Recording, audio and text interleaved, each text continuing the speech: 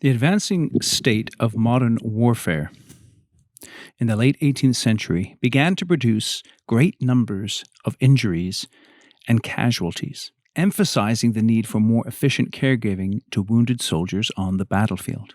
In 1792, Baron Dominique Jean Larrey, a French doctor who would later serve as surgeon-in-chief to Napoleon's Imperial Guard, first implemented what would become known as the triage system to prioritize treatment according to the seriousness of injuries. Soldiers were filtered into three groups: dangerously wounded, less dangerously wounded, and slightly wounded, with the first category being prioritized. Not only did Larrey's methods save soldiers' lives, but they also boosted troop morale.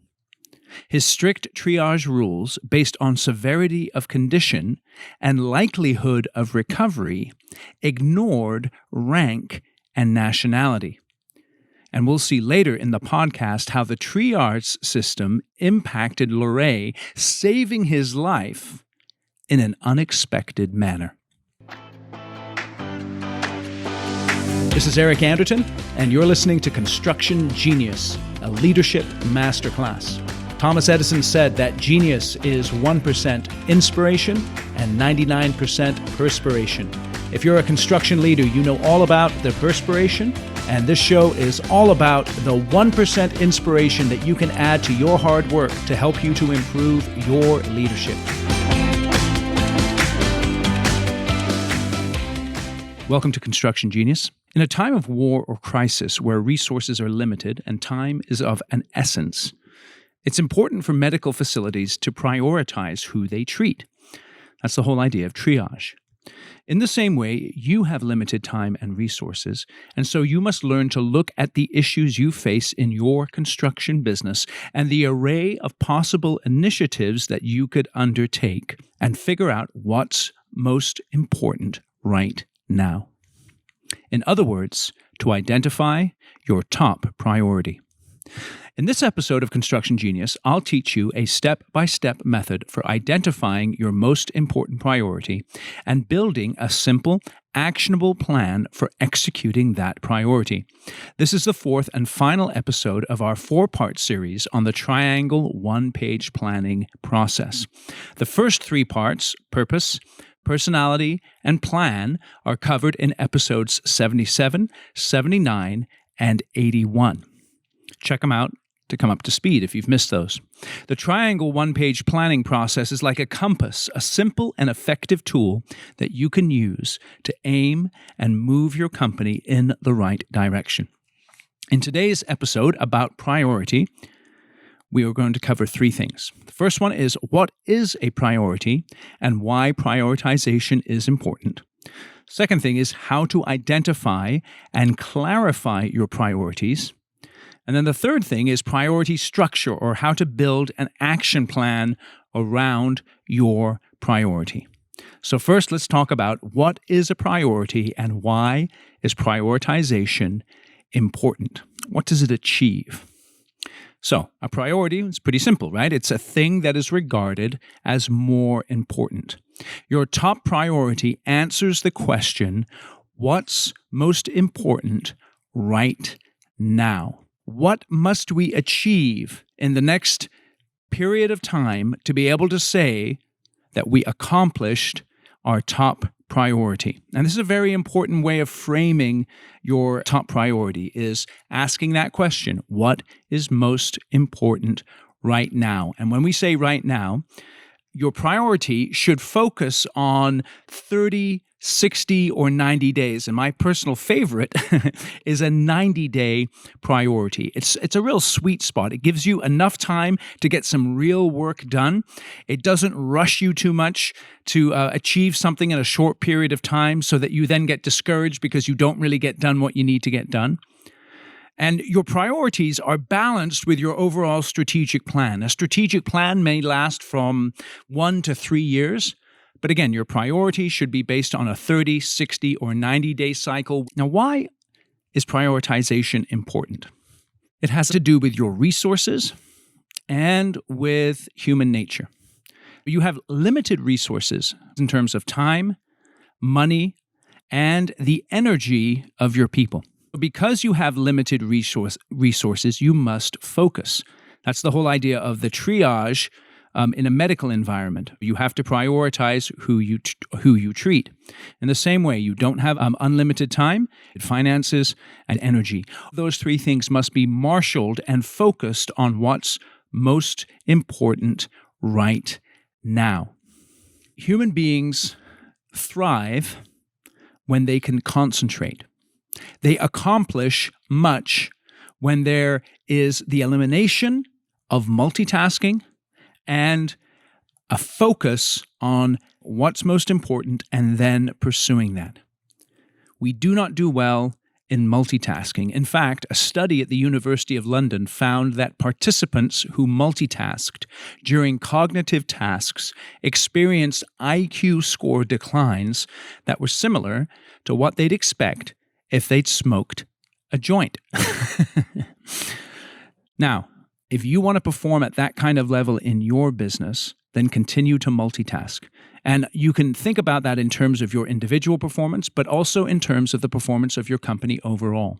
Companies who focus are much more effective. When you're picking a priority, you are saying no to one direction and you are saying yes to another direction. And as we've been talking about through this planning process, the choices you make in your business define the success of your business. Life is all about the quality of the choices you make and the excellence of your execution. You can't do everything, and you shouldn't attempt to do everything. You should spend time figuring out what's most important right now and then executing on that. Companies that are very good at identifying their priorities, there's a real sense of unity in their organizations, and that's why prioritization is important. The best leaders are able to rally their troops around a specific outcome and focus them on that. It brings a sense of accomplishment into an organization. It provides momentum. It gives you opportunity to hold people accountable for their execution. And the great thing about picking a priority and going after it is then you get feedback. You act and you see what happens. As a result of your action, you may have to then adjust your priority or adjust your plan associated with your priority. But without that focus, it's very difficult to be able to figure out whether or not what you're doing is right or making progress. So it's extremely important in your business that you identify those priorities and you make prioritization a top focus in your company. All right.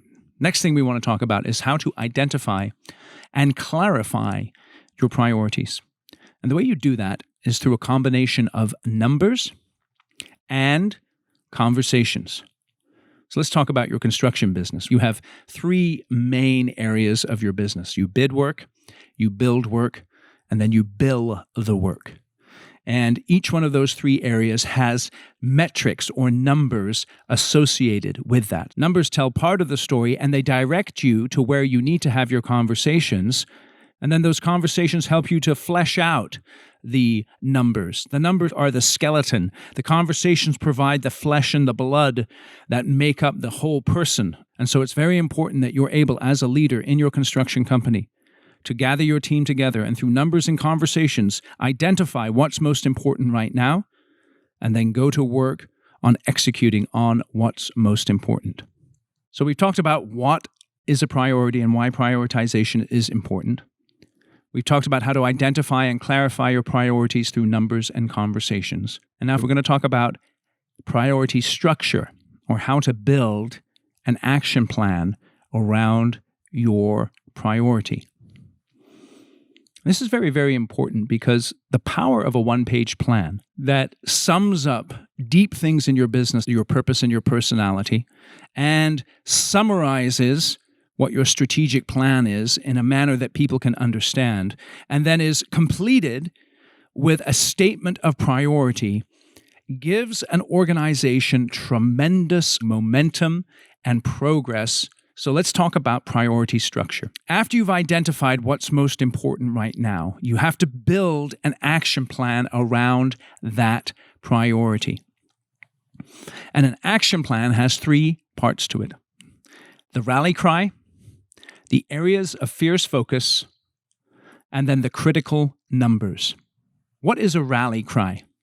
Well, right now we're going through the COVID-19 crisis.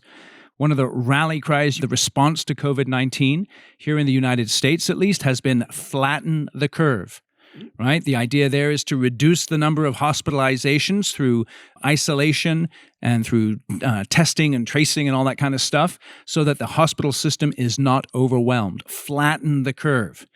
Now, the rally cry gets changed every now and then, right? But that's one that you can remember, okay? What's Nike's rally cry? Well, their rally cry when they first started their business, it was crush Adidas. When the Allies invaded Normandy in 1944, their rally cry was beat Germany. I was working with one of my clients many years ago. We were going through this triangle one-page planning process. We'd identified their purpose, their personality, and their plan. It was crystal clear. And then it was time to get onto their priority. What's most important right now? And after discussing it with the senior leadership team, they could see the numbers, they had the conversations, and you know what they came up with? Their rally cry: kill bad jobs. They had 3 jobs on the books that had been dragging on a little bit. They were not money makers, and they had to get those jobs completed. Now, why is a rally cry important? A rally cry is important because it gives you clarity, it gives you focus, and it gives you motivation. And when you craft your rally cry, it should be short, a phrase, not a sentence, not a paragraph, but short. It should be punchy. It should be clear. It should be directionally correct. If it's sexy and motivating, that's great. But if it's not, that's okay. As long as everybody understands what the rally cry means, and as long as you build a plan identifying how you're going to achieve that rally cry and who's accountable for that achievement. So when you're looking to build a plan around your top priority, who should be involved? It should be the leadership team. And if you remember that old Australian group, they came up with that song, The Land Down Under, the Men Without Hats. Well, when you're having a meeting of your leadership team, figuring out what the top priority for your organization is, everybody has to take off their departmental hat, right? Have the estimating team take off their estimating hat, and the project team take off their project hat, and the accounting team take off their accounting hat, and have them as a senior leadership team show up with a sense of maturity and understanding about the business. Not everything can be a priority, and perhaps for a period of time, their department won't be a priority. They have to be men without hats, right? Focused simply on the success of the organization, regardless of how that might impact their particular part of the business. Let me give you an example from World War II. Obviously, during the Normandy invasions, the priority of the United States and Britain was focused on northern France. Now, there was fighting going on all over the globe, including a place like Burma down in the Indian subcontinent.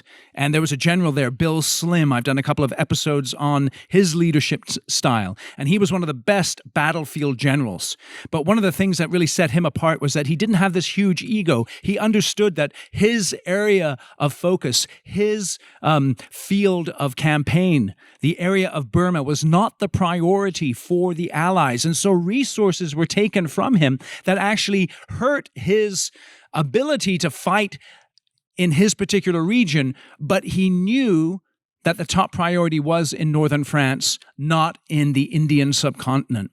And he understood that from a strategic point of view, his area of endeavor would suffer, but he was willing for that in light of the overall big picture and the top priority of the Allies of defeating Germany in Europe.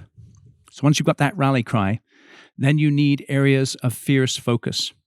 And what do I mean by those areas of fierce focus? And by the way, you can download a blank template of this one-page plan from the show notes. Just click on the link there and you can get it. And you'll see how this is all laid out. On your one-page plan, when it comes to the priority part, you're going to have your rally cry at the top. And then underneath that, you're going to have your areas of fierce focus. Things that you need to do in order to achieve the rally cry. And you should have 3 to 5 areas of fierce focus that are going to drive the achievement. They're going to be coordinated together to help you to achieve the rally cry and achieve your top priority.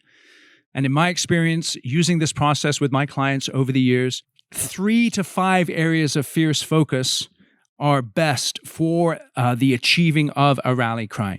And again, what is the purpose of those areas of fierce focus? It is to give accountability. It is, again, to give them focus. And as far as the accountability is concerned, you want to assign one person to each area of fierce focus and assign it high enough up the chain of command in your business so you can get stuff done, but not too high so that one person gets overwhelmed. And when it comes to accountability to those areas of fierce focus, there should be one person to report on how that area of fierce focus is being executed on a weekly basis. So let me give you an example here. Again, from my client, the rally cry was kill bad jobs. The areas of fierce focus, they had 3 of them. The first one was to identify scope. Second one was estimate cost to complete. And the third area of fierce focus was production planning. So all 3 of those were coordinating together in order to achieve the rally cry, their top priority of kill bad jobs. Okay? So once you've got your rally cry and your fierce focus, you then move on to your critical numbers. And critical numbers are linked to each area of fierce focus. The fierce focus drives the achieving of the rally cry, and the critical numbers tell you whether or not you are achieving what you need to achieve in those areas of fierce focus. And there can be a number of different critical numbers. There can be dates. That a critical number can be a date. For instance, we're going to achieve this area of fierce focus by this time. Or it can be a metric. So there's different types of metrics, obviously, and you should have a scoreboard or a dashboard of metrics that are pertinent to your business. But there's leading and lagging indicators or metrics. Leading indicators give you a chance to correct a problem before it kills the lagging indicator. Leading indicators allow you to be proactive. Lagging indicators, by their very nature, they force you to be reactive. So let's look at that in just a little bit more detail. Again, you need a really good metric to help you to understand how well you're doing in your area of fierce focus so that you can achieve your rally cry. Okay, so for instance, safety, a leading metric is safety training. If you say we want to improve safety as a rally cry, and we're going to do some safety training as a result of that, and then perhaps you're going to do 6 safety trainings in the next 12 months. That's a leading indicator of whether or not you're focused on safety. Lagging indicators for safety are things like injury frequency, lost work days, OSHA recordable injuries, and your XMOD or your experience modification rate. All of those things are lagging indicators that tell you how well you're executing on safety. In terms of sales, for instance, a leading indicator is hit rate, right? How many projects are you landing? A lagging indicator is gross margin. Right? We can land a bunch of projects, but if they're not the right projects or we're not executing them well or if we don't have enough margin in them, then the gross margin, the lagging indicator, is going to tell us that. And once you've identified the metric that is going to be linked to the area of fierce focus, you should have, again, one person responsible for that area of fierce focus in terms of accountability, and that person should be able to report on that metric on a regular basis. And in terms of that accountability, beware that you don't overburden your heroes, right? We all have heroes in our organization, the folks who want to take on more and more work, and they're pretty good at it, but at a certain point, you overcapacitate them, and their effectiveness begins to diminish. And then other people spend all their time looking at the heroes and saying, yeah, just give that person work. She or he can take care of it. I don't have to do my job. No. Make sure that the right person is assigned accountability for each area of fierce focus, and then you have the right number associated with each area of fierce focus so that you can track how well you're doing in terms of achieving that rally cry, your top priority. So let me give you an example here in terms of the kill bad jobs rally cry. Okay, so we got the rally cry of kill bad jobs. The fierce focus is number 1, identify scope. Number 2, estimate cost to complete. And number 3, production planning. Okay, those are the areas of fierce focus. Now, for this particular rally cry and this priority, the critical numbers were all dates. So they were going to identify the scope by September 30th. We were having this meeting in late August. They were going to do the cost to complete by October 14th, and they were going to do the production planning. They were going to get a draft of that by October 14th as well. Each area of fierce focus was assigned to an individual, and it had a critical number, in this case a date, assigned to each area of fierce focus so they could drive forward on achieving the rally cry of kill bad jobs, which they did achieve by the end of that year. When we talk about prioritization, sometimes what you can be thinking is, it's really tough to prioritize because we have stuff to do across every aspect of our business. And that's true. There's always things to do. But what the best businesses do is they go back to that men without hats idea that I shared earlier. And the senior executive team is able to come above the battlefield and all the stuff that's going on in the various parts of their business and understand which part of the business needs particular attention. As a result of some of the challenges associated with COVID-19, one of my clients recently shifted resources from their project management department into their estimating department because their priority was to generate more sales in order to... Another issue that comes with this prioritization is leaders can't get into an agreement about what's most important right now. And if you're the owner or the CEO of your construction company, let me just speak to you personally. Your job as the leader is to make decisions. You can't make everyone happy all of the time. Some people may agree with your priority decision, what you select as what's most important right now. Others may disagree. But you do a disservice to all of your people and to your organization when you don't make a decision. The best leaders are able to make decisions and then adjust if that decision turns out to be incorrect. The best leaders are willing for other people not to be happy. And the best executive teams are willing to disagree and yet commit to what the leaders decide is what's most important. So let me encourage you as the leader in your construction company to make decisions. And those tough decisions where you're going to focus in on one particular thing as opposed to trying to do everything all at once. And make sure that you are designing a simple plan around that question, what is most important right now? Like I said earlier, in my opinion, 90-day plans are excellent. Make sure you have the rally cry at the top, the 3 to 5 areas of fierce focus that drive the achieving of the rally cry. Make sure those are coordinated as possible and that you have critical numbers that are telling you how well you're doing on executing those areas of fierce focus so that you achieve the rally cry. Back to this French doctor, Leray. He had very strong principles. He developed triage so that the wounded were treated in order of need, regardless of rank or nationality. And while this did not endear him to all generals or administrators, in the long run, it saved his life. After the Battle of Waterloo, he was wounded and captured by the Prussians. So he was a French doctor, and he was actually quite close to Napoleon. The Battle of Waterloo was the end of Napoleon's reign. And he was about to be shot. Leray was about to be shot when the medic tying the blindfold recognized him. In other words, the Prussian medic recognized this French doctor. And he was sent to the Prussian General von Blücher. My French and German pronunciation is absolutely magnificent. And Leray had actually saved Blücher's son's life after a previous battle. And von Blücher recognized him, and following dinner, Leray was released with money and a military escort. So his idea of triage, of treating the wounded regardless of rank or nationality, actually saved his life. Okay, let's talk about next steps for you. Number 1, I want to encourage you, listen to all 4 episodes of the Triangle one-page planning process. Then get with your team and at the tip of the spear, so to speak, identify your most pressing priority. What's most important right now? What do we need to get done in the next 90 days to be able to say with any credibility we had a good period of time, a good 90 days?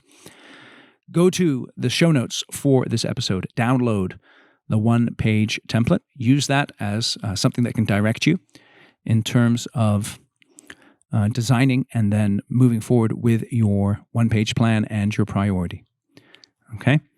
My name is Eric Anderton. Thank you very much for listening to this episode of Construction Genius. And we would appreciate it if you could give us a review and a rating of the podcast wherever you get your podcasts. On Apple, for instance, I think we have 4.9 out of 5 stars, and we have over 50 ratings. Let's get that sucker up to 100 ratings. How does that sound? And put a review in there as well. I'd really, really appreciate that. And of course, like I always say, if you have questions about the content of this episode, reach out to me on my website. And particularly if you are the owner of a construction company or a senior executive in the executive suite, and you're having struggles or challenges with any of the things we've talked about, feel free to reach out to me on my website, ericanderton.com, or on LinkedIn. I'd be happy to book in 10 minutes with you and have a quick chat about some of your challenges and see if or how I may be able to help you. Thanks again for listening to Construction Genius. Thank you for listening to this episode of Construction Genius. Hope you found that 1% of inspiration to help you in the next few days.